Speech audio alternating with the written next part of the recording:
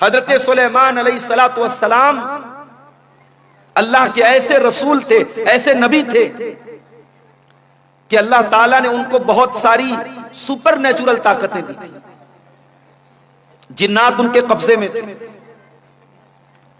بڑے بڑے جنات اتنی بڑی بڑی دیگوں میں کھانا پکاتے تھے، پورا گاؤں کھا سکتا تھا. بڑی بڑی بلڈنگ بناتے تھے جنات، کسی مزدور کی ضرورت نہیں، جنات کھڑے ہو کر کے مزدور عمارتیں بنا دیتے تھے. ہوا ان کے کنٹرول میں تھی، وہ صبح سے شام تک کا سفر پل بھر میں طے کر لیتے تھے. اتنی بڑی طاقت حضرت سلیمان علیہ السلام کو ملی تھی. لیکن کیا سلیمان علیہ السلام کو موت نہیں آئی؟ موت آئی. کیسے موت آئی؟ سلیمان علیہ السلام کے حکم سے جنات بیت المقدس کی تعمیر کر رہے تھے، بیت المقدس کی بلڈنگ بنا رہے تھے، اس کا اسٹرکچر کھڑا کر رہے تھے. سلیمان علیہ السلام ان کو ڈائریکشن دے رہے تھے، سمجھا رہے تھے، ان کو نردیش دے رہے تھے. سلیمان علیہ السلام اپنے عصا کے اوپر، اپنی لاٹھی کے اوپر کھڑے ہو کر کے ان کو بتا رہے تھے، اور اسی حالت میں سلیمان علیہ السلام کو موت آ گئی. اپنی لاٹھی پر ٹیک لگا کے کھڑے ہیں، موت آ گئی. اب موت آ گئی اور جنات کو پتا بھی نہیں چلا کہ ہمارے باس کا انتقال ہوگا، ہمارے مالک کا انتقال ہوگا، جس کے حکم پر ہم یہ کام کر رہے تھے اس کا انتقال ہوگا. جنات اپنے کام میں لگے ہوئے ہیں، اور سلیمان علیہ السلام کی ڈیڈ باڈی ان کے انتقال کے بعد ان کا جو شریر ہے اسی لاٹھی کی کے سہارے کھڑا ہوا ہے. قرآن کہتا ہے فَلَمَّا قَضَيْنَا عَلَيْهِ الْمَوْتَ، جب ہم نے سلیمان کی موت کا فیصلہ کر دیا، مَا دَلَّهُمْ عَلَى مَوْتِهِ إِلَّا دَابَّةُ الْأَرْضِ تَأْكُلُ مِنْ سَأْتَهِ، سلیمان کی لکڑی کو، سلیمان کی لاٹھی کو ایک کیڑے نے کھا لیا، اور جب لاٹھی ختم ہو گئی تو ان کی ڈیڈ باڈی زمین پر آ گئی. اور جب ڈیڈ باڈی زمین پر آ گئی تب جنات کو پتا لگا کہ ہم تو بہت بڑی غلط فہمی میں جی رہے تھے، ان کا تو آلریڈی انتقال ہو چکا ہے. ایک پیغمبر کو موت آئی. قرآن کہتا ہے کل نفس ذائقۃ الموت، ہر نفس کو مرنا ہے. امیر سے امیر کو بھی مرنا ہے، غریب کو بھی مرنا ہے. یہی قاری عبد الباسط صاحب ساؤتھ انڈیا میں اپنے ادارے کے چندے کے لیے جاتے ہیں، افطار کا ٹائم ہے، افطار کا سامان لینے کے لیے جاتے ہیں، اور ٹرین کے دروازے پر سیڑھی چڑھتے ہوئے اچانک ان کا پیر پھسلتا ہے، گرتے ہیں، اور وہی حادثہ ان کی موت کا سبب بن جاتا ہے. میرے پیارے بھائیو، ہم نہیں جانتے موت کب آئے گی، اس لیے کہ 5 چیزوں کی جانکاری صرف اللہ تعالیٰ کو ہے. سورہ لقمان کی آخری آیت ہے ان اللہ عنده علم الساعہ، اللہ ہی کو پتا ہے کہ قیامت کب آئے گی. قیامت کا ایگزیکٹ علم صرف اللہ تعالیٰ کو معلوم ہے. قیامت کی نشانیاں بتائی گئی، مگر قیامت ایگزیکٹ کب آئے گی، تاریخ کیا ہوگی، دن کون سا ہوگا، یہ ہمیں نہیں معلوم. ان اللہ عنده علم الساعہ، قیامت کا ایگزیکٹ علم اللہ تعالیٰ کے پاس ہے. وَيُنَزِّلُ الْغَيْثَ، بارش کب ہوگی، کتنی ہوگی، کہاں ہوگی، اللہ کو معلوم ہے. ابھی کٹیہار کے 2-3 پروگرام کینسل ہو گئے، موسم خراب ہو گیا، بارش ہو گئی. آپ کے اسی علاقے میں سیلاب کی وجہ سے بہت سارے پروگرام کینسل ہو جاتے ہیں. موسم کب چینج ہو جائے، کب طوفان آ جائے، کب سیلاب آ جائے، ہم نہیں جانتے. وَيَعْلَمُ مَا فِي الْأَرْحَامِ، اور رحم مادر میں کیا ہے، ماں کے پیٹ میں کیا ہے، صرف اللہ کو معلوم ہے. آپ کہیں گے نہیں مولوی صاحب، آج کے زمانے میں الٹرا ساؤنڈ کرا لو، معلوم ہو جاتا ہے لڑکا ہے لڑکی ہے، پتہ چل جاتا ہے. حالانکہ سرکار کی طرف سے پرتیبندھ ہے، گورنمنٹ کی طرف سے منع ہے، مگر پتہ لگانے والے تب بھی لگا لیتے ہیں.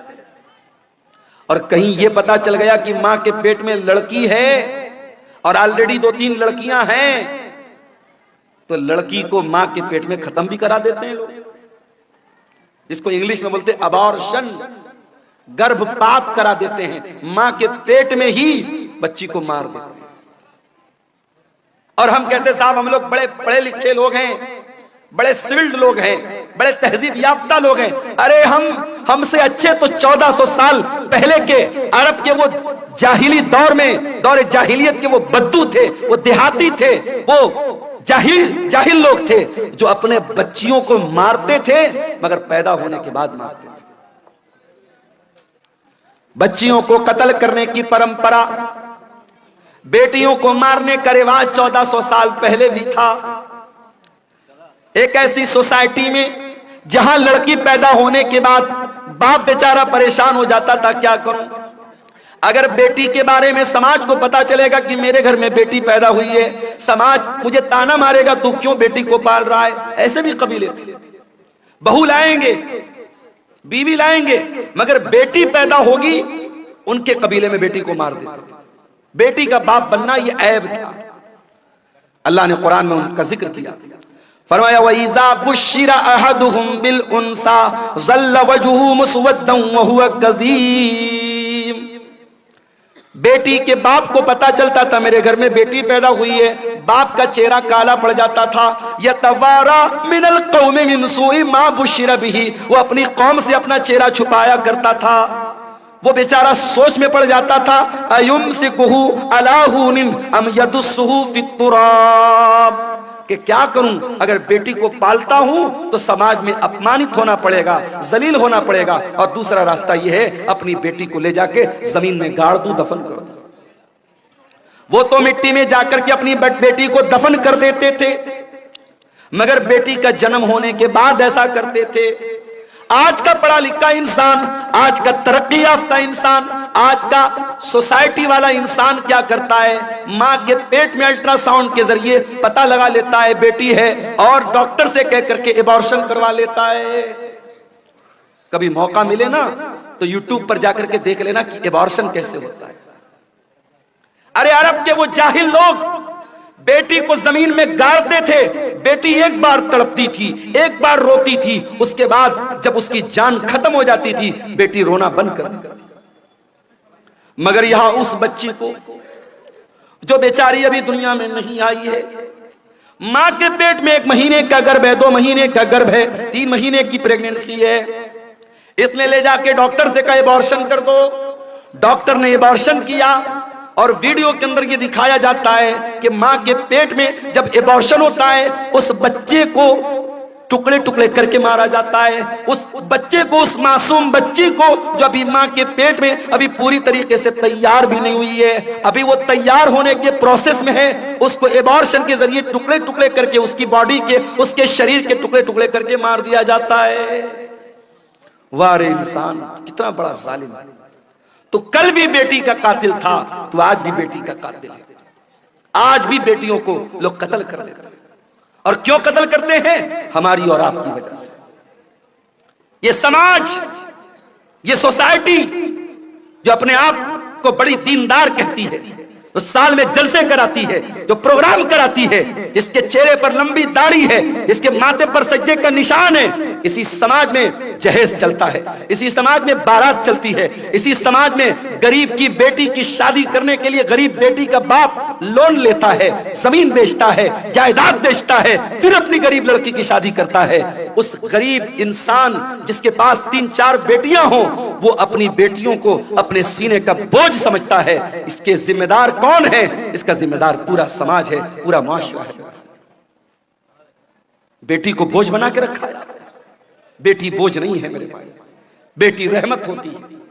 اگر بیٹی بوجھ ہوتی، اللہ نے اپنے نبی کو 4 بیٹیاں نہ دی ہوتی۔ اللہ نے اپنے آخری نبی کو، اپنے سب سے محبوب نبی کو اللہ نے 4 بیٹیوں کا باپ بنایا۔ اور معاف کرنا، میرے نبی صرف بیٹیوں کے باپ نہیں تھے، بیٹیوں کی جان تھے۔ میرے نبی اپنی بیٹیوں کی آنکھ میں کبھی آنسو نہیں دیکھتے تھے، میرے نبی اپنی بیٹیوں سے بہت محبت کرتے تھے۔ اللہ کہہ رہا ہے وَيَعْلَمُ مَا فِي الْأَرْحَامِ، ماں کے پیٹ میں کیا ہے یہ میں ہی جانتا ہوں، کوئی نہیں جانتا۔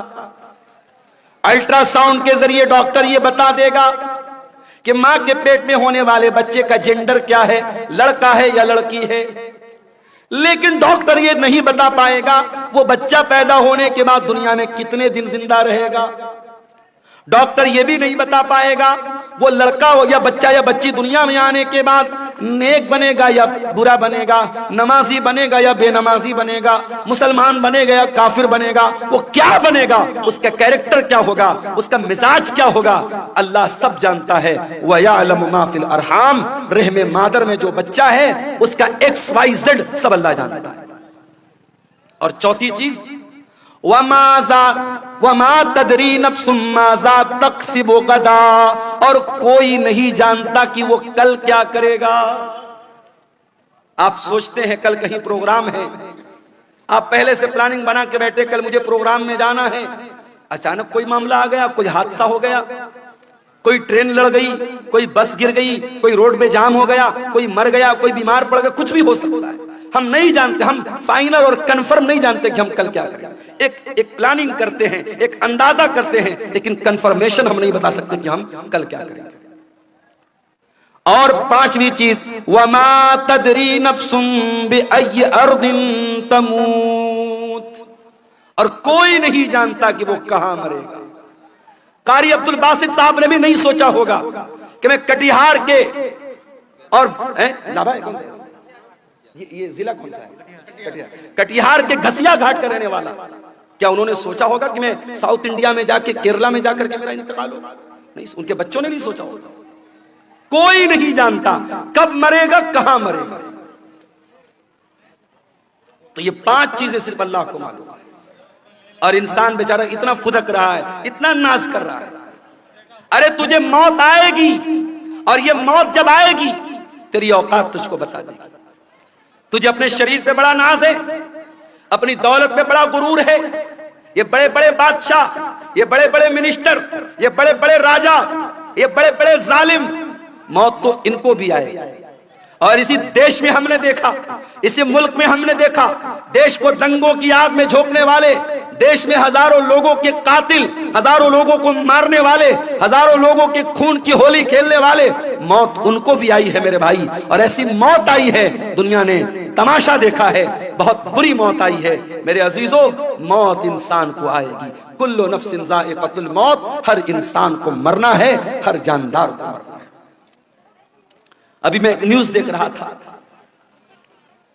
امریکہ میں ایک لیبوریٹری بنائی جا رہی ہے، ایک پریوگ شالہ، اور وہاں انسان کی باڈی کو رکھا جا رہا ہے، اور ایک باڈی کو رکھنے پر کئی کروڑ روپے خرچ آ رہے ہیں، اور انسان باڈی کو رکھ کر کے کیا پلاننگ کر رہا ہے، دوبارہ اس مردہ کو ہم زندہ کیسے کریں، اس پر وہاں ریسرچ ہو رہی ہے۔ بہت سارے لوگ پیسہ خرچ کر کے اپنی باڈی کو اس میں پریزرو کروا رہے ہیں، اور اس پر ریسرچ چل رہی کہ کیسے مردہ انسان کو زندہ کیا جائے۔ کیا یہ پاسبل ہے؟ قرآن کہتا ہے یہ پاسبل نہیں ہے۔ قرآن کریم اٹھاؤ، سورہ واقعہ کے اندر اللہ فرماتا ہے فَلَوْلَا إِذَا بَلَغَتِ الْحُلْقُومَ وَأَنْتُمْ حِينَئِذٍ تَنْظُرُونَ۔ میرے بندو، جب تمہاری موت کا ٹائم آئے گا، جب تمہاری جان حلق تک پہنچ جائے گی، اور تم دیکھو گے مرنے والے کے جو قریبی رشتہ دار ہیں وہ پاس میں بیٹھے ہوئے ہیں، اور ان کے سامنے انسان کو موت آئے گی۔ کبھی آپ نے کسی کو مرتے ہوئے دیکھا ہے؟ اتفاق سے میرے نانا کا جب انتقال ہوا تو میں وہاں پہ تھا۔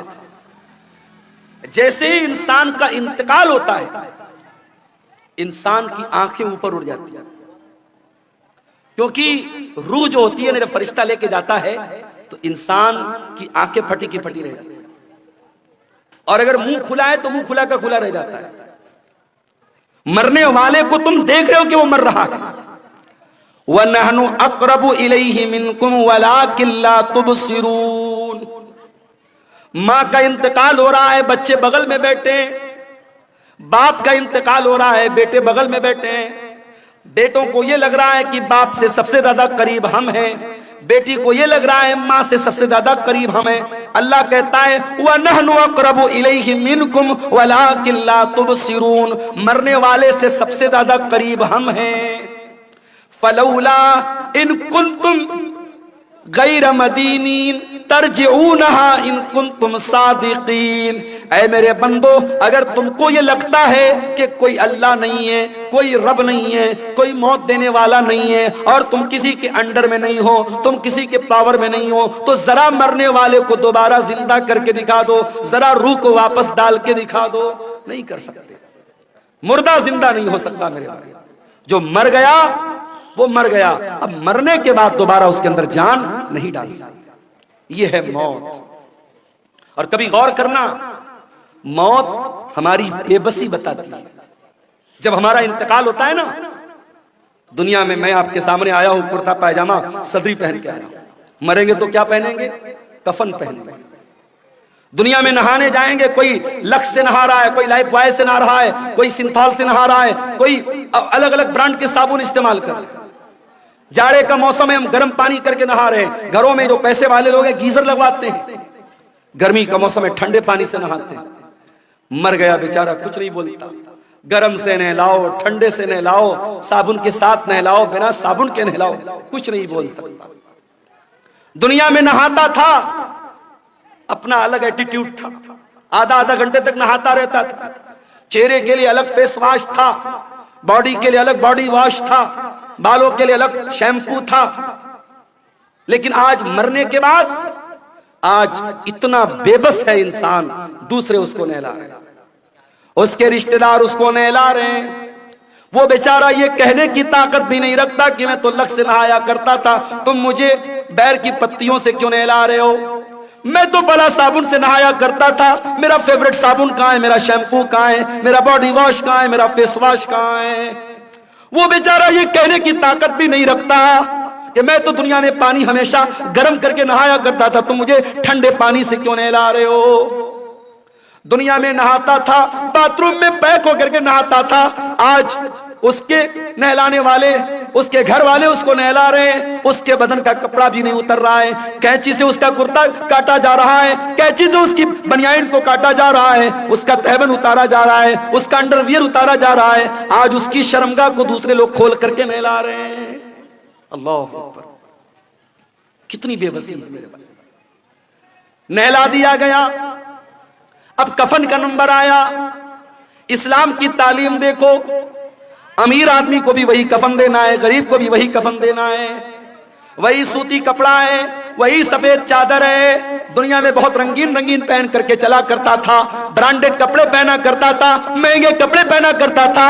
آج مرنے کے بعد اسی سوتی چادر میں اسی سوتی چادر میں تجھ کو کفنایا جا رہا ہے، اسی سوتی کفن میں تجھ کو کفنایا جا رہا ہے. کفنا دیا گیا. اب اس کے بعد قبرستان لے کے جانا ہے. اگر قبرستان قریب میں ہے، جنازے کی چارپائی پہ لاش کو رکھا گیا، چارپائی کو 4 لوگوں نے کندھے پر اٹھایا، لے کے قبرستان پہنچے. اتنا بے بس ہے انسان، مرنے کے بعد ہل نہیں سکتا. اس کی باڈی کو 4 لوگ مل کر کے جنازے پر اٹھا کر کے لے کے قبرستان جا رہے. قبرستان لے کے جایا گیا، وہاں پہلے سے قبر کو کھود کر کے ریڈی کیا گیا ہے.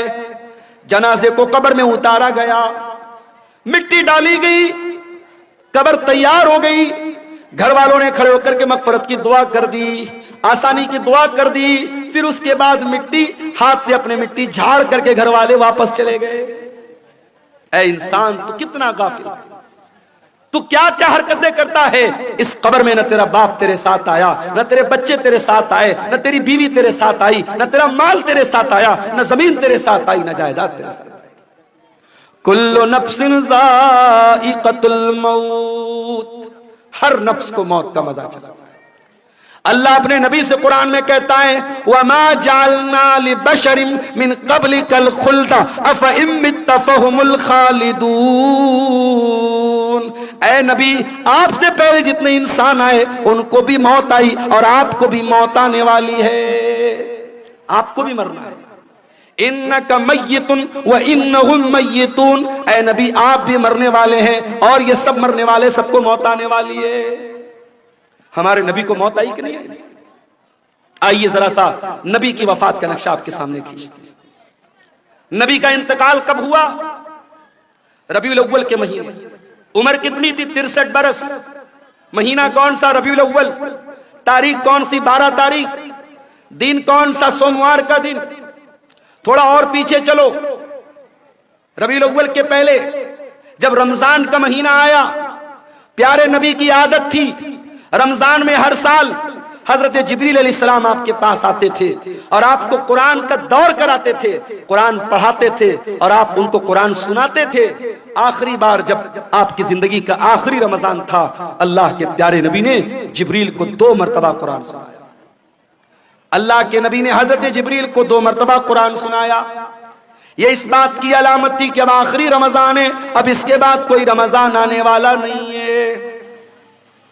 کچھ دنوں کے بعد جب حج کا موسم آیا، اللہ کے پیارے نبی نے اپنے صحابہ سے کہا میں حج کے سفر پہ جا رہا ہوں، جس کو میرے ساتھ حج کرنا ہے وہ چل سکتا ہے۔ صحابہ اکرام اپنے نبی کے ساتھ حج کے سفر پہ نکلے۔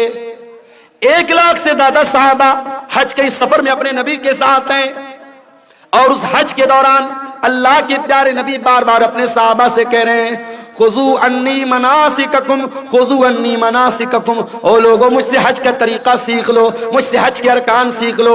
ہو سکتا ہے کہ آئندہ سال تم اپنے نبی کو نہ پاؤ، ہو سکتا ہے آئندہ سال میرا انتقال ہو جائے، ہو سکتا ہے آئندہ سال میں زندہ نہ رہوں۔ آپ نے حج کیا ہے اور حج کے 2.5 مہینے کے بعد آپ کا انتقال ہوا ہے۔ ذی الحجہ، محرم، سفر، ربیع الاول۔ ذی الحجہ میں آپ نے حج کیا ہے، ربیع الاول میں آپ کا انتقال ہوا ہے۔ انتقال سے پہلے آپ نے حضرت معاذ بن جبل رضی اللہ تعالیٰ عنہ کو یمن بھیجا تھا، اسلام کا داعی بنا کر، اسلام کا مبلغ بنا کر آپ نے یمن بھیجا تھا۔ آج ہمارا نوجوان دیوالی کا تہوار آتا ہے، بڑے شوق سے مٹھائی کھاتا ہے۔ میں اس مسئلے کو نہیں چھیڑ رہا ہوں کہ دیوالی کی مٹھائی کھانا جائز ہے یا ناجائز ہے، اس مسئلے کو چھوڑ دو۔ لیکن آج حالات کیا ہیں؟ آج بہار کے بہت سارے مسلمان دیوالی کا تہوار منا رہے ہیں، ان کے گھروں پر بھی دیے جل رہے ہیں، مسلمانوں کے گھروں سے بھی پٹاخوں کی آواز آ رہی ہے۔ وَزَعَمْتُمْ وَنَصَارَىٰ تُتَمَتُّنْ مِنْ یہ مسلمان ہیں جنہیں دیکھ کے شرمائے یہود۔ تیرا غیر مسلم بھائی شرک کر رہا ہے، اللہ کو چھوڑ کر اپنے دیوی دیوتا کی عبادت کر رہا ہے۔ تیرا فرض کیا تھا؟ تیرا کرتویہ کیا تھا؟ تیری ڈیوٹی کیا تھی کہ تو توحید سمجھاتا، تو شرک سے منع کرتا، تو بتاتا یہ مہا پاپ ہے، یہ گناہ ہے، اللہ ہی ہمارا پالنہار ہے، اللہ ہی ہمارا معبود ہے۔ اپنے غیر مسلم بھائی کو تو اسلام کی دعوت دیتا، اسلام کی تبلیغ کرتا، مگر تو تو شوق سے بیٹھ کے مٹھائی کھا رہا ہے، تو اس کے تہوار میں، اس کے شرکیہ کام میں سیلیبریٹ کر رہا ہے۔ شرک کو کبھی سیلیبریٹ نہیں کیا جائے گا میرے بھائی، شرک کو ہمیشہ نگلیکٹ کیا جائے گا، شرک کو ہمیشہ ریجیکٹ کیا جائے گا، شرک کی ہمیشہ تردید کی جائے گی، شرک کو کبھی سیلیبریٹ نہیں کیا جائے گا۔ یہ مسئلہ یاد ہے۔ اللہ کے نبی نے معاذ بن جبل کو یمن اسلام کا داعی بنا کے بھیجا۔ حضرت معاذ بن جبل اونٹنی کے اوپر سوار ہیں اور اونٹنی کی نکیل اللہ کے رسول کے ہاتھوں میں ہے۔ اللہ کے نبی حضرت معاذ بن جبل کو نصیحت کر رہے ہیں، سمجھا رہے ہیں، بجھا رہے ہیں، ان کو باتیں بتا رہے ہیں۔ باتیں بتاتے ہوئے آپ نے کہا اے معاذ، ہو سکتا ہے کہ آئندہ سال جب تم مدینہ میں آؤ تو تمہارا گزر تمہارے نبی کی قبر کے پاس۔ اے معاذ، ہو سکتا ہے کہ آئندہ سال جب تم آؤ تو اپنے رسول کو نہ پاؤ اور رسول کی جگہ تمہیں رسول کی قبر نظر آئے اور رسول کی قبر کے پاس سے تمہارا گزر۔ حدیث کے الفاظ ہیں، اتنا سننا تھا کہ معاذ بن جبل رونے لگے، آنکھوں سے آنسو جاری ہو گئے۔ اے اللہ کے نبی، کیا وہ دن بھی دیکھنا پڑے گا؟ آپ کی جدائی کو سہنا پڑے گا، آپ بھی ہم کو تاکہ مفارقت دے کے چلے جائیں گے، آپ بھی ہمیں چھوڑ کے چلے جائیں گے۔ یہ منظر یاد کر کے حضرت معاذ ابن جبل رونے لگے۔ جب وہ رونے لگے تو اللہ کے پیارے نبی نے مدینہ کی طرف اشارہ کیا، مدینہ کی طرف اشارہ کیا اور آپ نے فرمایا اے معاذ بن جبل، ان اول الناس بی المتقون من کانوا وحیث کانوا۔ اے معاذ، کان کھول کر کے سن لو، اگر مجھ سے محبت کرتے ہو اور قیامت کے دن میرے ساتھ رہنا چاہتے ہو، متقی بن جانا، پرہیزگار بن جانا، اللہ سے ڈرنے والے بن جانا، جو متقی ہوں گے، جو پرہیزگار ہوں گے، وہ ہمیشہ میرے ساتھ رہیں گے۔ یہ بشارت آپ نے سنائی۔ میرے بھائیوں، نبی کو احساس تو ہو گیا تھا کہ آپ کا انتقال ہونے والا ہے۔ اس کے بعد جب آپ مکہ فتح ہو گیا تھا، مکہ فتح ہونے کے بعد جب قرآن کی آیت اتری، اذا جاء نصر اللہ والفتح ورأیت الناس يدخلون فی دین اللہ افواجا فسبح بحمد ربک واستغفرہ انہ کان توابا۔ جب قرآن کی یہ چھوٹی سورت نازل ہوئی تو نبی سمجھ گئے کہ اب جب اللہ کا دین مکمل ہو رہا ہے، اللہ کا مشن پورا ہو رہا ہے، اس کا مطلب کہ اب میری موت کا ٹائم قریب آ رہا ہے۔ انہی دنوں میں اللہ کے نبی بیمار پڑ گئے۔ ایک انصاری صحابی کے جنازے میں آپ گئے۔ یہ سفر کی آخری تاریخوں میں سے کوئی تاریخ تھی، غالباً سفر کی 27 تاریخ تھی۔ آپ جنازے میں سے واپس آنے لگے، آپ کے سر میں بہت تیز درد ہونے لگا۔ آپ گھر آئے، آپ نے حضرت عائشہ سے کہا، عائشہ میرے سر میں بہت تیز درد ہو رہا ہے۔ حضرت عائشہ نے آپ کے سر پر پٹی رکھ دی، آپ کو بہت تیز بخار آیا، اور بخار اتنا تیز تھا کہ پٹی کے اوپر سے بھی بخار کی گرمی محسوس ہو رہی تھی۔ یہ بدھ کا دن تھا، یہ بدھ کا دن تھا، اور سفر کی آخری تاریخوں میں سے کوئی تاریخ تھی۔ یہی سے اللہ کے نبی کی بیماری کا آغاز ہوا۔ اللہ کے پیارے نبی کو خیبر کے موقع پر ایک یہودی عورت نے گوشت میں زہر ملا کر کے کھلایا تھا۔ اس گوشت کا اثر 4 سال کے بعد ظاہر ہو رہا تھا۔ آپ حضرت عائشہ سے کہتے تھے، اے عائشہ، وہ گوشت جو میں نے خیبر میں کھایا تھا، اس کے اندر جو زہر ملا تھا، اس زہر کا اثر میں اپنی اتڑیوں کے اندر پاتا ہوں، اپنے معدے کے اندر پاتا ہوں۔ اس زہر کا اثر آپ نے اپنی باڈی پر محسوس کیا۔ اسی بیماری کی ایام میں ایک دن اللہ کے پیارے نبی خطبہ دیتے ہیں، صحابہ کرام کا مجمع بیٹھا ہوا ہے، اللہ کے پیارے نبی خطبہ دے رہے ہیں، اور خطبے میں آپ کہتے ہیں، ان اللہ خیر عبدا، اللہ تعالیٰ اپنے ایک بندے کو اختیار دے رہا ہے، اپنے ایک بندے کو چوائس دے رہا ہے کہ اے میرے بندے، تو چاہے تو دنیا کی نعمتوں کو لے لے، اور چاہے تو میرے پاس آ جا اور اس سے اچھی نعمتیں میں تجھ کو دے دوں۔ تو اللہ کے اس بندے نے اللہ کے پاس جانے کو پسند کر لیا۔ ابھی اتنا بیان کیا تھا آپ نے کہ ابو بکر صدیق زارو قطار رونے لگے، اور روتے ہوئے کہنے لگے، فدیناک بآبائنا و امہاتنا، ہمارے ماں باپ آپ کے اوپر فدا ہو جائیں، ہمارے ماں باپ آپ پر قربان ہو جائیں۔ ابو سعید خدری کہتے ہیں، ہمیں بڑی حیرت ہوئی کہ اللہ کے پیارے نبی تو ایک کامن بات بتا رہے، ایک عام بات بتا رہے ہیں، اس میں رونے کی کیا بات ہے؟ یہ ابو بکر کیوں رو رہے ہیں، اور روتے روتے یہ کیوں کہہ رہے ہیں کہ ہمارے ماں باپ آپ کے اوپر قربان ہو جائیں؟ مگر ہم کو بعد میں پتا چلا کہ اللہ کے پیارے نبی اپنی بات کر رہے تھے کہ اللہ تعالیٰ مجھ کو اپنے پاس بلانا چاہتا ہے۔ اسی خطبے میں آپ نے کہا، اے لوگوں، کان کھول کر کے سن لو، میرے اوپر سب سے زیادہ اگر کسی کا احسان ہے، اس کے مال کا، اس کے ٹائم کا سب سے زیادہ اگر کسی نے احسان کیا ہے، ابو بکر صدیق نے کیا ہے۔ او لوگو، اگر میں دنیا میں کسی کو خلیل بناتا، ابو بکر کو خلیل بناتا، مگر میں اللہ کا خلیل ہوں، اللہ نے مجھے اپنا خلیل بنایا ہے۔ اے لوگو، مسجد میں جتنے لوگوں کے دروازے کھڑکیاں ہیں سب بند کر دیے جائیں، سوائے ابو بکر کے گھر کے دروازے کے۔ ابو بکر کا جو دروازہ مسجد میں کھلتا ہے اس کو بند نہ کیا جائے، وہ دروازہ اوپن رہے گا، وہ دروازہ کھلا رہے گا۔ یہ نبی کے آخری دنوں کی بات ہے۔ سوموار کے دن آپ کا انتقال ہوا، بدھ کا دن آیا۔ بدھ کے دن آپ نے صحابہ سے کہا کہ 7 الگ الگ کنویں کا پانی لایا جائے۔ 7 الگ الگ کنویں کا پانی لایا گیا۔ اللہ کے پیارے نبی نے غسل فرمایا۔ غسل کرنے کے بعد آپ نے اپنے سر کے اوپر پٹی باندھی، اور آپ مسجد میں آئے اور منبر پر چڑھے، اور آپ نے خطبہ دیا، اور اسی خطبے میں آپ نے فرمایا کہ او لوگو، میرے انصاری صحابہ، میرے انصار صحابہ کے ساتھ تم کبھی غلط سلوک مت کرنا، انہم کرشی و عیبتی، یہ میرے بڑے خاص لوگ ہیں، انہوں نے بڑی قربانیاں دی ہیں۔ اگر کبھی تم امیر بن جانا، مسلمانوں کے ذمہ دار بن جانا، تو انصار صحابہ کرام کے ساتھ اچھا سلوک کرنا، وہ اگر بھلائی کریں ان کی بھلائی کو قبول کر لینا، اگر ان سے غلطی ہو جائے تو درگزر کر دینا، معاف کر دینا۔ جمعرات کا دن آیا، نبی نے ظہر پڑھائی، نبی نے عصر پڑھائی، نبی نے مغرب پڑھائی۔ اور مغرب کی نماز میں آپ نے سورۃ المرسلات کی تلاوت کی۔ عشاء کا ٹائم آیا، حضرت بلال آئے، اے اللہ کے نبی نماز کا ٹائم ہو چکا ہے، لوگ آپ کا انتظار کر رہے ہیں۔ آپ نے کہا پانی لاؤ، پانی لایا گیا، آپ نے غسل کیا، غسل کرنے کے بعد آپ کھڑے ہوئے، تھوڑی دور آگے بڑے، چکر کھا کے گر پڑے، ہوش آیا، پوچھا صلی الناس، کیا نماز ہو گئی؟ لا هم ينتظرونك یا رسول اللہ، اے اللہ کے نبی لوگ آپ کا انتظار کر رہے ہیں، ابھی نماز نہیں پڑھی لوگوں نے۔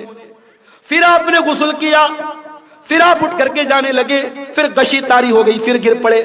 3 بار ایسا ہوا، 3 بار چکر کھا کے اللہ کے پیارے نبی گر پڑے زمین کے اوپر۔ جب 3 بار ایسا ہو گیا اور آپ سمجھ گئے کہ اب میری طبیعت مسجد میں جانے لائق نہیں ہے، تو آپ نے کہا کہ جاؤ ابو بکر سے کہو وہ لوگوں کو نماز پڑھائیں۔ لوگ حضرت ابو بکر کے پاس آئے، چلیے آپ نماز پڑھائیے، اللہ کے نبی کا آرڈر ہے۔ ابو بکر بڑے نرم دل آدمی تھے، بڑے رحم دل آدمی تھے، انہوں نے حضرت عمر سے کہا کہ اے عمر آپ جا کر کے نماز پڑھا دیجئے۔ حضرت عمر نے کہا نہیں، اللہ کے نبی نے آپ کو پرمیشن دی، آپ چل کر کے نماز پڑھائیے۔ 17 ٹائم کی نمازیں نبی کی زندگی میں، نبی کی آخری ایام میں ابو بکر صدیق نے پڑھائی۔ جمعرات کے دن کی عشاء کی نماز، جمعہ کی 5 ٹائم کی نماز، سنیچر کو 5 ٹائم کی نماز، اتوار کو 5 ٹائم کی نماز، اور سوموار کی فجر کی نماز، یہ ٹوٹل 17 نمازیں حضرت ابو بکر صدیق نے اللہ کے پیارے نبی کی زندگی میں آخری دنوں میں پڑھائی تھی۔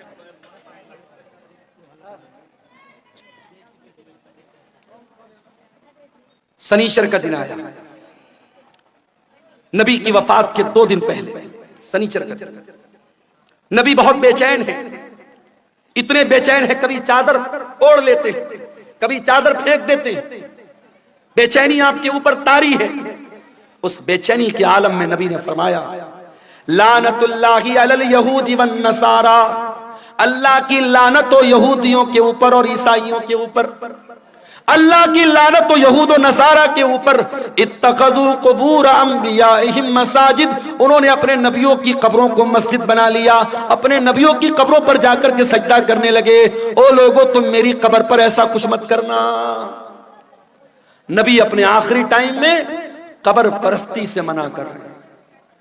جس نبی نے اپنی وفات سے 2 دن پہلے اپنی امت کو شرک سے روکا ہے اور قبر پرستی سے روکا ہے، آج سیمانچل کو چھوڑ دیجئے، سیمانچل الحمدللہ اس برائی سے بہت حد تک پاک ہے۔ آپ بہار کے اور علاقوں میں چلے جائیے، آپ جھارکھنڈ کے علاقوں میں چلے جائیے، آپ بارسوئی چلے جائیے، آپ کلکتہ چلے جائیے، آپ بہار کے سہرسام میں چلے جائیے، ایسے ایسے علاقے ہیں میرے بھائی جہاں ہر محلے میں کوئی مزار ہے، کوئی قبر ہے، جہاں سجدے ہو رہے ہیں، جہاں مرادیں مانگی جا رہی ہیں، جہاں بگڑی بننے کا دعویٰ کیا جا رہا ہے۔ نبی نے اپنی امت کو بت پرستی سے منع کیا تھا، آج نبی کے ماننے والے، نبی کے امتی جگہ جگہ قبروں کی پوجا کر رہے ہیں اور قبر کی عبادت کر رہے ہیں۔ اسی سنیچر کے دن اللہ کے پیارے نبی نے اپنے صحابہ سے کہا کہ کوئی قلم لے آؤ، کاغذ لے آؤ، میں کوئی تحریر لکھ کے دے دیتا ہوں تاکہ تم میرے بعد گمراہ مت ہو جانا۔ اب جب نبی نے یہ بات کہی کہ قلم لے آؤ، کاغذ لے آؤ، میں کچھ لکھ دیتا ہوں، تو اب صحابہ کرام میں آپس میں اختلاف ہو گیا۔ کچھ صحابہ نے کہا کہ نبی کی حالت بہت کمزور ہے، آپ کی سچویشن بہت کمزور ہے، بیمار ہیں آپ کو ابھی یہ تکلیف دینے کی ضرورت نہیں ہے، ہمارے پاس قرآن ہے، اللہ کے نبی کی حدیث ہے، وہ کافی ہے، ہمیں کسی اور تحریر کی ضرورت نہیں۔ کچھ لوگوں نے کہا جب اللہ کے نبی خود کہہ رہے ہیں کہ قلم لے آؤ، کاغذ لے آؤ، میں لکھ دیتا ہوں تو لے آؤ۔ اس بات پر آپس میں جھگڑا ہونے لگا، بحث ہونے لگی، اور جب بحث ہونے لگی اللہ کے نبی نے کہا چلے جاؤ یہاں سے۔ نبی نے سب کو وہاں سے ہٹا دیا۔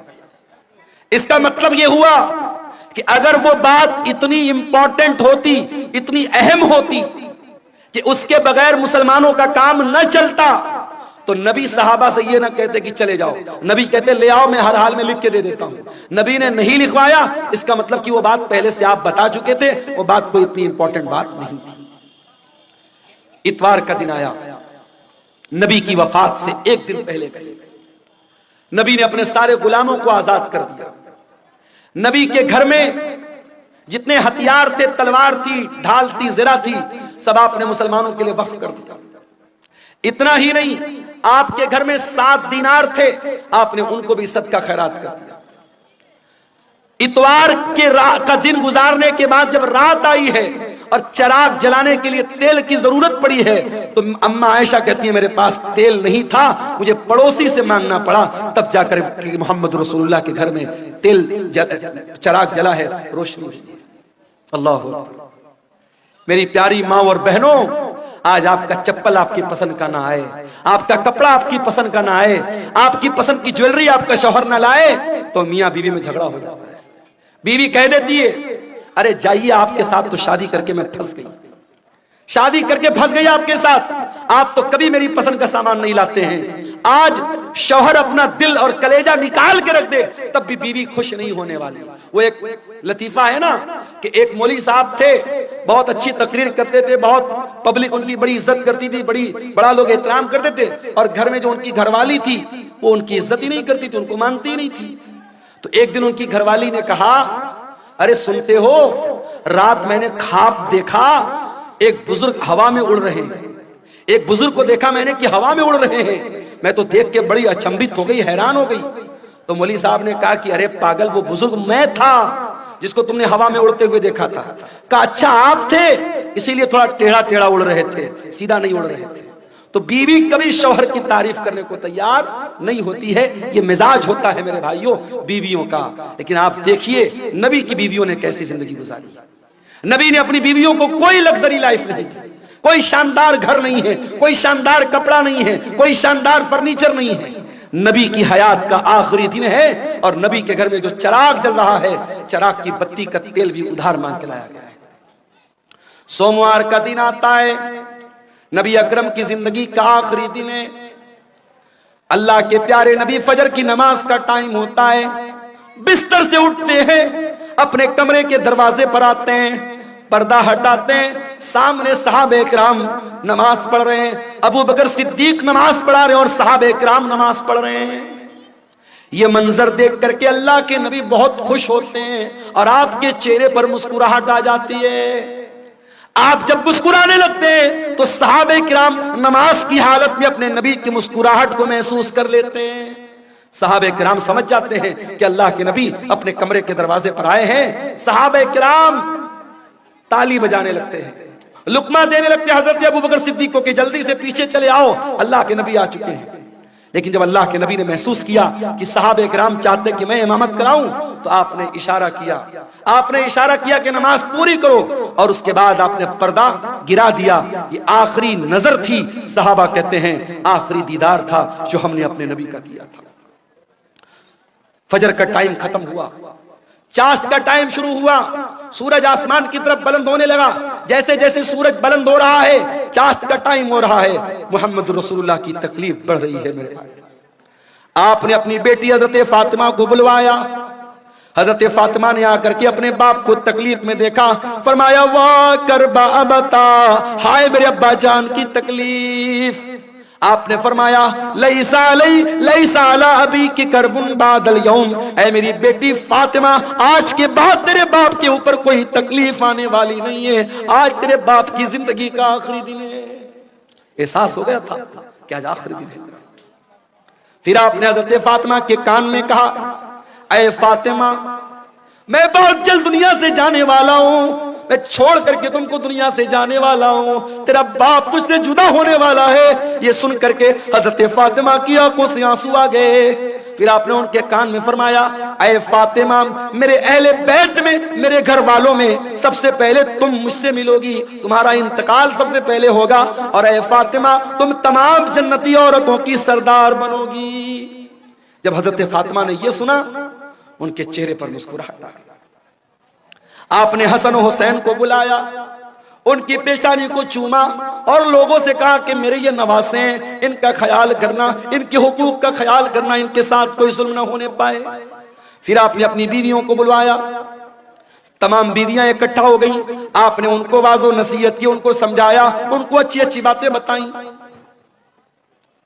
اس کے بعد آپ نے یہ بھی فرمایا، دو چیزوں کی آپ نے وصیت کی۔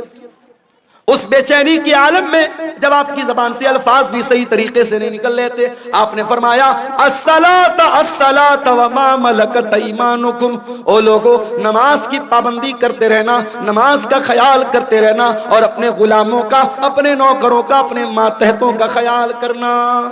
نماز کی پابندی کرنا اور اپنے انڈر میں کام کرنے والے اپنے نوکروں، اپنے خادموں کا خاص خیال رکھنا۔ حضرت عبد الرحمن ابن ابو بکر مسواک لے کر کے آئے، نبی کی نظر مسواک پر پڑ گئی، آپ نے حضرت عائشہ کو اشارہ کیا کہ میں بھی مسواک کرنا چاہتا ہوں۔ حضرت عائشہ نے اپنے بھائی سے مسواک لی اور مسواک کو اپنے دانتوں سے نرم کیا اور وہ مسواک اللہ کے نبی کو دے دی۔ اللہ کے پیارے نبی نے اپنی وفات سے کچھ دیر پہلے مسواک کیا۔ علماء کہتے ہیں اگر کسی کو اندازہ ہو جائے کہ میرا انتقال ہونے والا ہے، میری موت ہونے والی ہے، آخری ٹائم میں مسواک کرنا بھی اللہ کے نبی کی سنت ہے۔ اس کے بعد آپ نے وہیں پر ایک پیالے میں پانی رکھا ہوا تھا، آپ کو اپنے اوپر موت کی سختیاں محسوس ہوئیں۔ کیا بات ہے، کیوں اٹھ رہے ہیں آپ؟ بارش ہو رہی ہے؟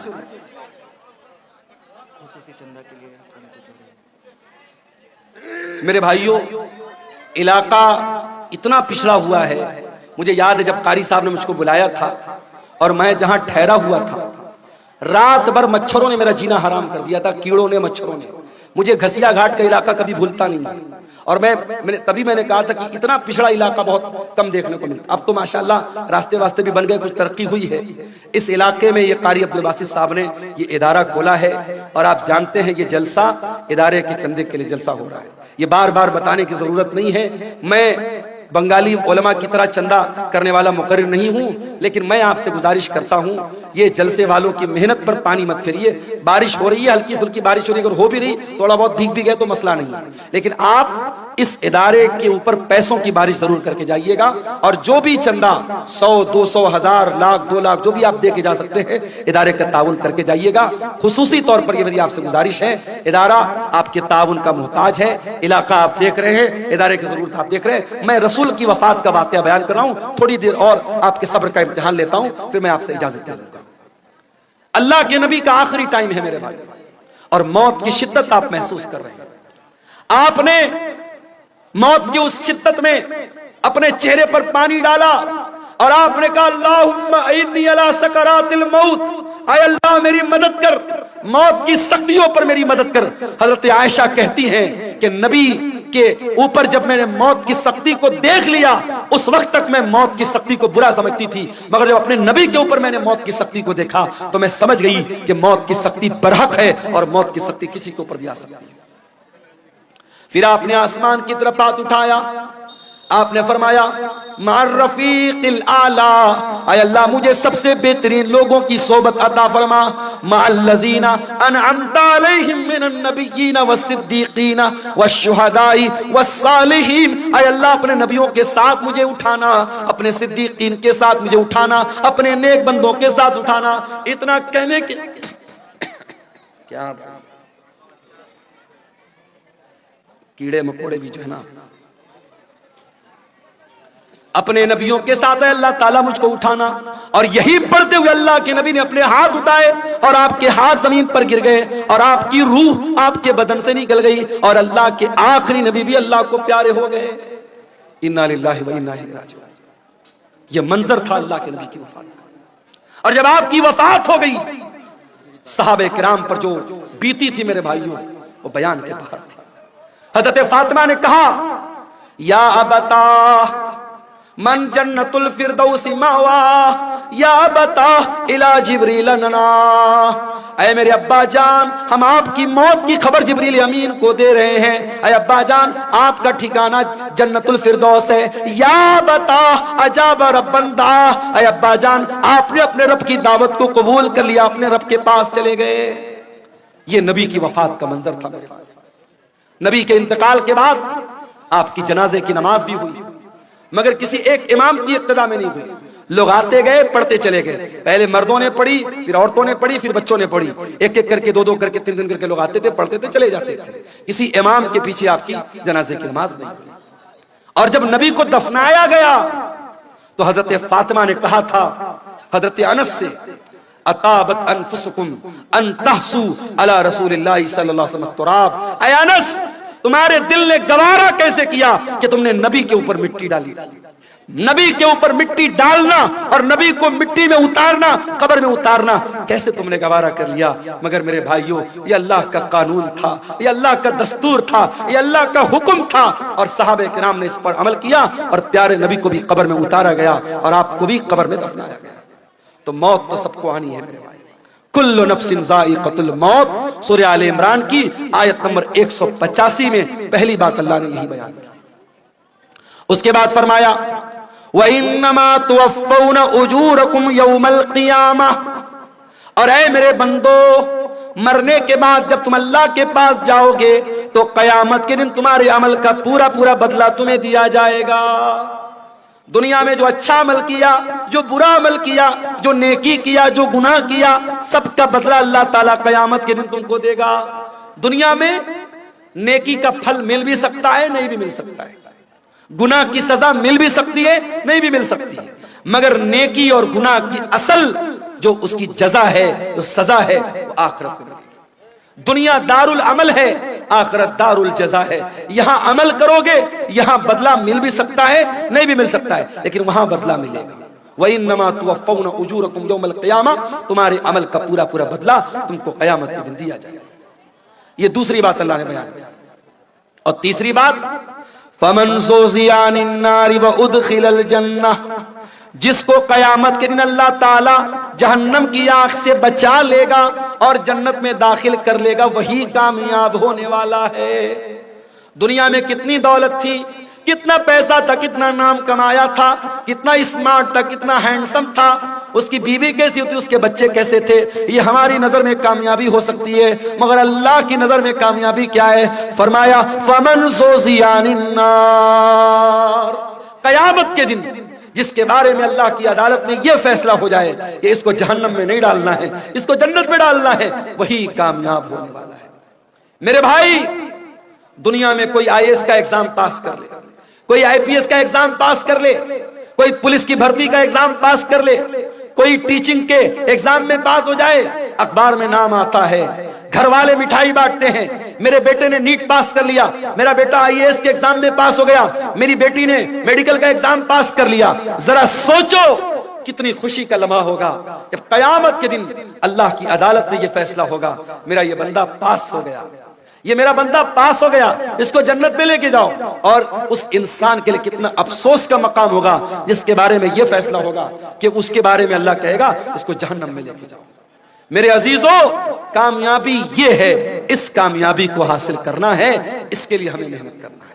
جہنم سے ہم کیسے بچ جائیں اور اپنے پریوار کو ہم کیسے بچا لیں، اس پر ہم محنت کریں، اس پر ہم کام کریں، یہ کرنے کا کام ہے۔ اسی لیے اللہ قرآن میں کہتا ہے قُوا أَنفُسَكُمْ وَأَهْلِيكُمْ نَارًا، اے ایمان والو اپنے آپ کو اور اپنے گھر والوں کو جہنم کی آگ سے بچاؤ۔ دنیا کی آگ سے بچا لیا تو کون سا کمال کیا؟ دنیا کی آگ میں انسان ایک بار جلے گا، جل کے ختم ہو جائے گا، مگر قیامت کے دن کی جو جہنم کی گرمی ہوگی میرے بھائیوں، وہ بار بار جہنم کی آگ میں انسان کو جلایا جائے گا، تڑپایا جائے گا۔ جہنم کا عذاب سہن نہیں کر سکتے ہم، برداشت نہیں کر سکتے ہم۔ جب برداشت نہیں کر سکتے تو قرآن کہتا ہے جہنم کی آگ سے اپنے آپ کو بچانے کی تیاری۔ اور چوتھی بات جو اس آیت میں اللہ نے بیان کی، فرمایا وَمَا الْحَيَاةُ الدُّنْيَا إِلَّا مَتَاعُ الْغُرُورِ، دنیا کی زندگی تو دھوکے کا سامان ہے۔ جس دنیا کے چکر میں پڑھ کر تم اللہ کو بھول کے بیٹھے ہو، جنت کو بھول کے بیٹھے ہو، رسول کو بھول کے بیٹھے ہو، آخرت کو بھول کے بیٹھے ہو، یہ دنیا تو دھوکے کا سامان ہے۔ دنیا تو دھوکے کا سامان ہے میرے بھائی۔ دنیا نے آج تک کسی کے ساتھ وفا نہیں کی۔ بڑے بڑے راجہ آئے، مہاراجہ آئے، اپنے محل میں سونے چاندی کے برتن میں کھاتے تھے، آج قبر کے نیچے دفن ہیں، ان کے محل کھنڈر بن گئے، ان کا نام و نشان دنیا سے مٹ گیا۔ یہ دنیا بے وفا ہے، بے وفا تھی اور بے وفا رہے۔ دنیا سے عشق مت کرو میرے بھائی، دنیا سے عشق مت کرو، دنیا غدار ہے، دنیا بے وفا ہے۔ دنیا کی حیثیت کیا ہے؟ ہارون رشید بہت بڑا خلیفہ ہے، اپنے دور کے بہت بڑے عالم، علامہ ابن سماک کے پاس آتا ہے اور کہتا ہے امام صاحب میں امیر المومنین ہوں، میں مسلمانوں کا خلیفہ ہوں، میں چاہتا ہوں کچھ نصیحت کر دیجئے، کچھ سمجھا دیجئے، کوئی قیمتی بات بتا دیجئے۔ ابن سماک نے کہا امیر المومنین برا مت مانیے گا، میں بس ایک سوال آپ سے کرنا چاہتا ہوں۔ مان لیجئے آپ کسی صحرا میں جا رہے ہیں، سارا سامان آپ کا ختم، کھانے پینے کی ساری چیزیں ختم، اور آپ کو بہت زور کی پیاس لگی ہے، اور پیاس اتنی زور کی لگی ہے کہ اگر پانی نہیں ملا تو آپ مر جائیں گے۔ ایک آدمی آتا ہے اور ایک پیالہ پانی آپ کو کہتا ہے کہ ایک پیالہ پانی میں دوں گا، شرط یہ ہے کہ آپ اپنی آدھی بادشاہت مجھ کو دے دے۔ تو اے امیر المومنین آپ کیا کریں گے؟ اس کو بادشاہت دے دیں گے اور پانی لے کر کے جان بچائیں گے یا بادشاہت بچائیں گے؟ ہارون رشید نے کہا میں بادشاہت دے دوں گا، آدھی بادشاہت دے دوں گا اور پانی لے لوں گا۔ ابن سماک نے کہا اے امیر المومنین پانی آپ نے پی لیا، پانی باڈی کے اندر رک گیا، پانی تھم گیا، پیشاب لگا ہے مگر پیشاب کا راستہ بند ہو گیا، پیشاب نہیں نکل رہا ہے، آپ کو درد ہو رہا ہے، تکلیف ہو رہی ہے، اگر پیشاب نہ ہوا تو آپ مر جائیں گے، زندگی کے آخری کگار پہ پہنچ گئے۔ اب ایک دوسرا انسان آیا، اس نے کہا ہارون رشید میں تیرا پیشاب جو رکا ہے اس کو کھول سکتا ہوں، تیرا پیشاب ہو جائے گا، تیرے بدن میں جو پانی رکا ہے باہر نکل جائے گا، کنڈیشن یہ ہے کہ تو اپنی آدھی حکومت مجھ کو دے دے۔ تو کیا آپ اس کو دے دیں گے؟ ہارون رشید نے کہا ہاں میں دے دوں گا۔ ہارون رشید نے کہا ہاں میں دے دوں گا۔ ابن سماک نے کہا امیر المومنین بس یہی پیغام ہے، اس بادشاہت پہ غرور مت کیجیے گا، اس سلطنت پر دھوکہ مت کھائیے گا، اس سلطنت کی اوقات ایک پیالہ پانی اور پیشاب کے چند قطرے ہے، اس سے زیادہ اس حکومت کی حیثیت نہیں ہے، اس بادشاہت کی حیثیت نہیں ہے۔ میرے عزیزوں آج بہت سارے لوگ ہمارے بیچ میں ہیں، کل نہیں ہوں گے۔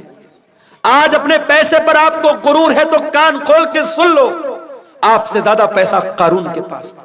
اگر آپ گاؤں کے پردھان ہیں، آپ علاقے کے منسٹر ہیں، اپنے علاقے کی بڑی ہستی ہیں اور آپ کو بڑا ناز ہے کہ صاحب میرا بڑا نام ہے، میری بڑی شان و شوکت ہے، آپ سے زیادہ شان و شوکت فرعون کی تھی، آپ سے بڑی بادشاہت نمرود کے پاس تھی، نہ نمرود کی بادشاہت اس کے کام آئی، نہ فرعون کی سلطنت اس کے کام آئی، نہ قارون کی دولت اس کے کام آئی، نہ قوم عاد کی طاقت اس کے کام آئی، نہ قوم سمود کا پاور اس کے کام آیا۔ میرے پیارے ساتھیوں اگر کام آنے والی کوئی چیز ہے اللہ کا دین کام آئے گا، آپ کے نیک عمل آپ کے کام آئیں گے، ایمان آپ کے کام آئے گا، آپ کا عقیدہ آپ کے کام آئے گا۔ میرے عزیزوں سورہ آل عمران کی آیت میں 4 سبق ہمیں ملے۔ پہلا سبق مرنا ہے، کل نفس ذائقۃ الموت، ہر نفس کو موت کا مزہ چکھنا ہے۔ یہ مدرسے والے چندے کے لیے آپ سے اپیل کر رہے ہیں، اور آپ اتنے بھی غریب نہیں ہیں 150 آپ نہ دے سکے مگر آج نہیں دے رہے ہیں، اور جب مر جائیں گے تو بیٹا کیا کرے گا؟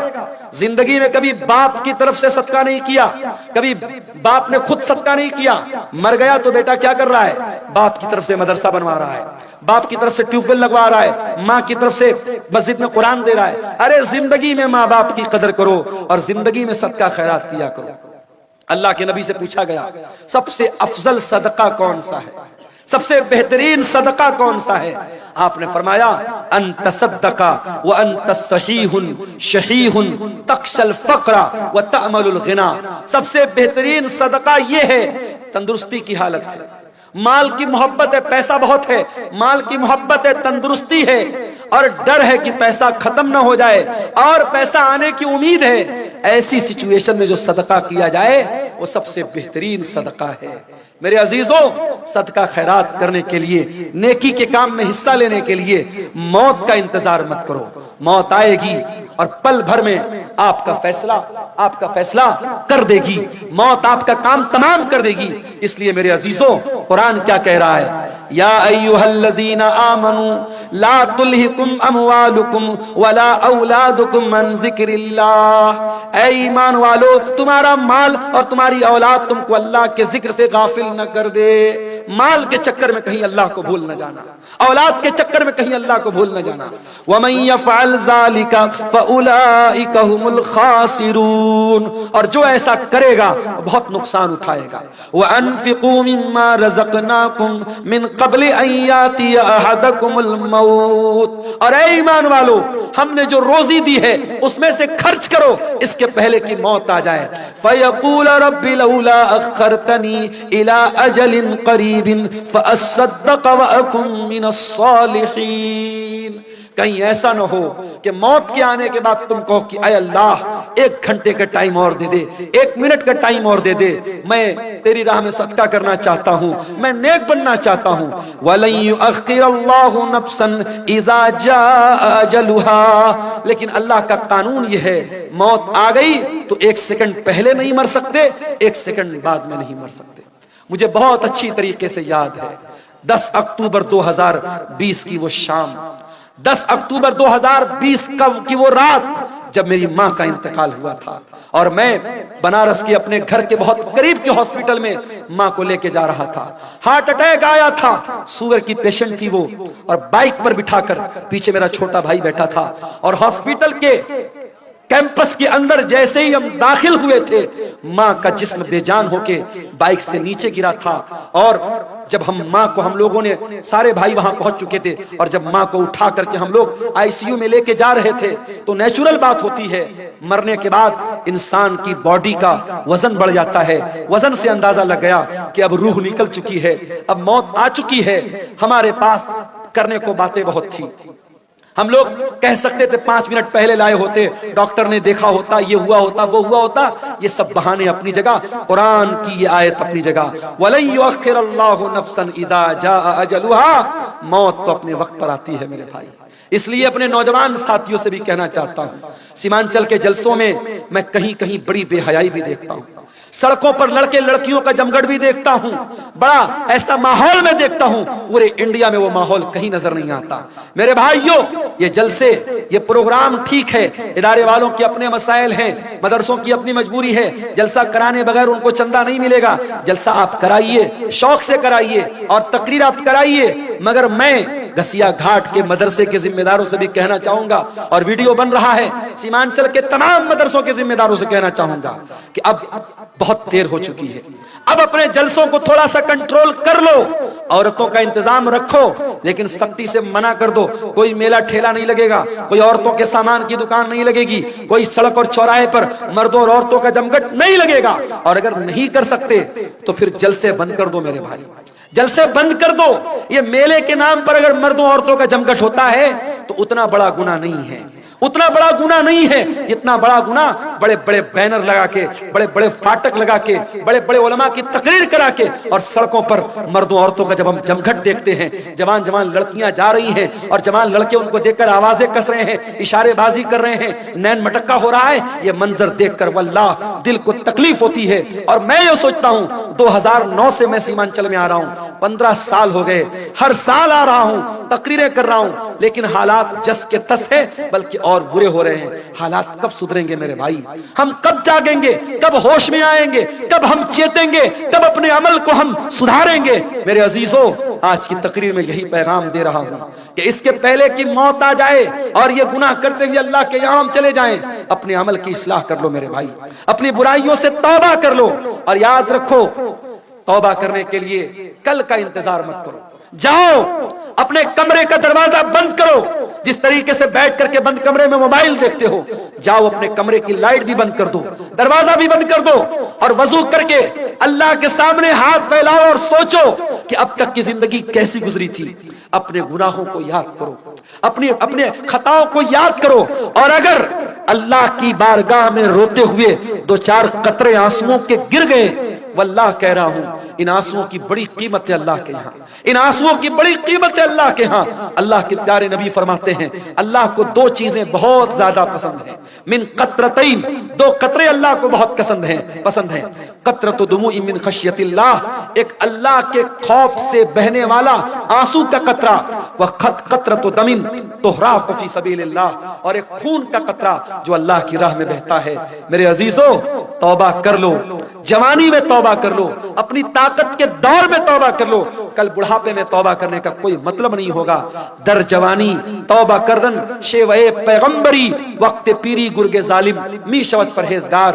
جوانی میں توبہ کرو، یہ نبیوں کا طریقہ ہے۔ بڑھاپے میں تو بھیڑیا بھی شریف بن جاتا ہے، جب منہ میں دانت نہیں، پیٹ میں آنت نہیں، شریف بن گئے تو کون سا کمال کیا۔ یہ رات کا ٹائم ہے میرے بھائی، یہ بڑا سہانا وقت ہے، بڑی برکت والا وقت ہے۔ اس وقت ہم اللہ تعالیٰ سے اگر توبہ کریں گے، اللہ سے رجوع کریں گے، مجھے یقین ہے اللہ ضرور ہماری توبہ کو قبول کرے گا۔ اور جب سچی توبہ کر لو تو اب تک جو گناہ کا کام کرتے تھے اس گناہ سے باز آ جاؤ، اس گناہ کو چھوڑ دو۔ اگر موبائل کا غلط استعمال کرتے تھے یہیں سے توبہ کر لو، نہیں کریں گے۔ اگر زناکاری اور بدکاری میں ملوث تھے، اگر اغلام بازی میں ملوث تھے، اگر حرام کا کوئی کاروبار کرتے تھے، اگر آج میں بھی آ رہا تھا راستے میں ہماری کار کے ڈرائیور نے کہا، راستے میں کئی جگہ غیر مسلموں کی بستی گزری، ڈرائیور نے کہا مولانا صاحب ایک بات بولوں آپ کو؟ میں نے کہا بتاؤ۔ کہنے لگا کہ بہار میں اور خاص طور سے ہمارے اس علاقے میں آج کے دن ہمارے بہت سارے غیر مسلم بہت جوا کھیلتے ہیں، اور ان کا یہ ماننا ہے، غیر مسلم بھائیوں کا یہ ماننا ہے کہ دیوالی کی رات جو جوا کھیلے گا اور جیت جائے گا وہ سال بھر ہمیشہ جیتے گا، وہ کبھی ہارے گا نہیں۔ یہ مانتا ہے ان کی۔ اور ایک دن پہلے بھی دھن تیرس کا تہوار تھا، آپ نے دیکھا ہوگا مارکیٹ میں بڑی بھیڑ لگی تھی، بڑی بھیڑ لگی تھی۔ دھن تیرس والے دن ہمارے غیر مسلم بھائیوں کا یہ ماننا ہے کہ کچھ نہ کچھ سامان ان کو خریدنا ہے، چاہے جھاڑو ہی خریدیں گے مگر خریدیں گے۔ اور آج ابھی ہم لوگ چائے پینے کے لیے راستے میں رکے تو ایک صاحب نے بتایا کہ دکاندار فون پے نہیں لے رہا، وہ کیش چاہیے اس کو۔ اس نے کہا ہم فون پے سے پیمنٹ نہیں لیں گے، آج کے دن ہم کیش لیتے ہیں، ہم فون پے نہیں لیتے۔